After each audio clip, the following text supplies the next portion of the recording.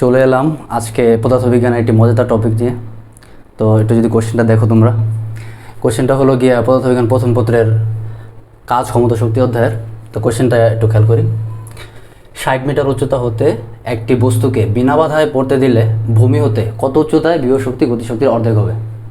তো কোশ্চেনটা সলভ করার জন্য একটা শর্টকাট ট্রিক্স আছে, যেটা তোমরা অনেকেই জানো। তো যদি দেখো শর্টকাট ট্রিক্সটা, তো শর্টকাটটা হলো গিয়ে EK is equal to N EP, অর্থাৎ ইকে ইপির কত গুণ, ইকে ইপি এর কত গুণ। কিন্তু আমার যদি কোশ্চেনটা খেয়াল করো, কোশ্চেনটা কিন্তু ওই ফর্মেটে দেওয়া নেই, আমাদের প্রথমে ফর্মেটটা সিলেক্ট করতে হবে। তো কোশ্চেনটা কোন ফর্মেটে আছে? ইপি ইকে এর কত গুণ, বিভব শক্তি ইপি ইকে এর কত গুণ।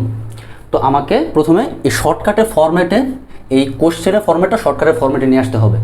তো আমি যদি একটু সলভে যাই, সলভে চলে গেলাম। তো আমাকে কি করতে হবে?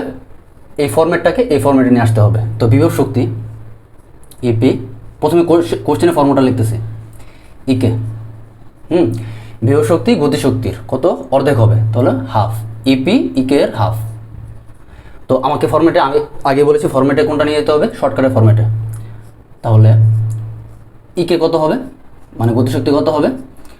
2 ইন্টু ইপি, বিভব শক্তির দ্বিগুণ। তো চলে এলো এই ফর্মেটটা। তো এখন আমি জাস্ট সূত্র বসিয়ে দেবো। তো সূত্র, এখানে আমি একটু পরিচয়গুলো বর্ণনা করে নিই। এক্স হলো গিয়ে কত উচ্চতায় বিভব শক্তি গতিশক্তির অর্ধেক হবে, আর এইচ হলো গিয়ে বস্তুটিকে 60 মিটার উচ্চতা থেকে ফেলে দেওয়া হয়েছিল, এই 60 মিটার হলো গিয়ে এইচ। হ্যাঁ, তো তাহলে সূত্রটা একটু বসাই। সূত্রটা কী ছিল? X is equal to H divided by N plus 1।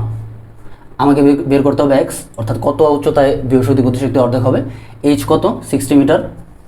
N plus 1, 2 plus 1, N এর মান 2, এই যে এটা কিন্তু এন এর মান। হ্যাঁ, তো 60 divided by 2 plus 1, 3 is equal to 20 metre, অর্থাৎ ভূমি হতে 20 মিটার উচ্চতায় বিভব শক্তি গতিশক্তি অর্ধেক হবে।